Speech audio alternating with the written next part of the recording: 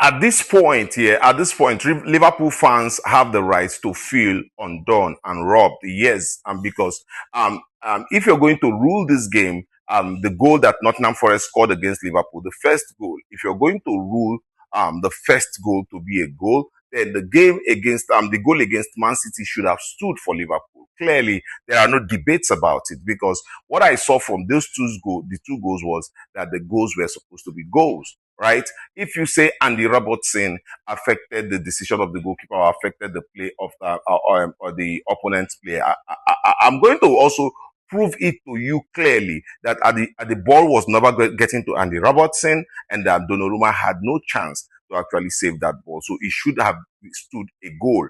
Just like I think that the Forest goal should have stood, because the ball was not going to the player, and the goalkeeper would never have the chance to save that ball, right? But then when we look at the PGMOL interpreting what is the law, when they look at them interpreting the law, then it means that the two goals should not stand, because if you say that Andy Robertson made a move that actually obstructed the decision of the goalkeeper or determined the decision of the goalkeeper.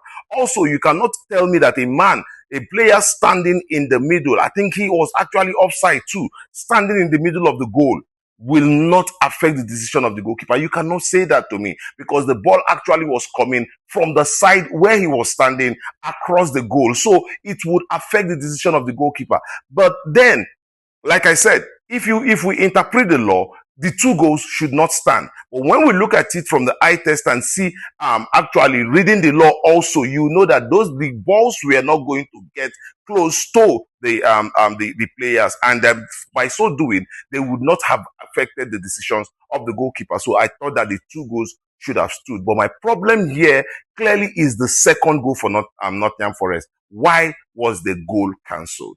The ball obviously did not hit the hand. This is where the ball hit. This place, and how come this place no follow?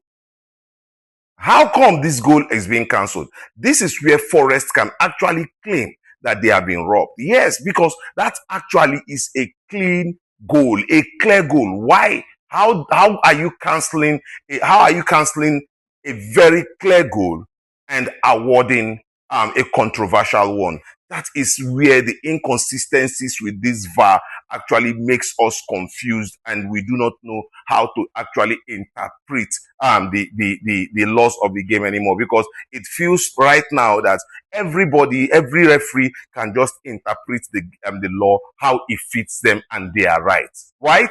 Yes, now a referee can come now and tell you this is the interpretation, this is what I understood from this, and he is right. Then everybody, that means the inconsistencies will be so much. Why can't we have a law that everybody would look at it and actually gets to one particular result, instead of having people interpret the law according to how they understand it, and all of them being right, because it is going to give rise to a lot of confusion, a lot of dilemma. This is what I think.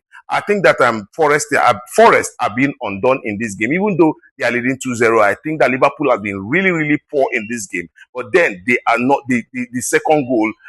They should be 3 goals up by now, and that second goal should have not been cancelled.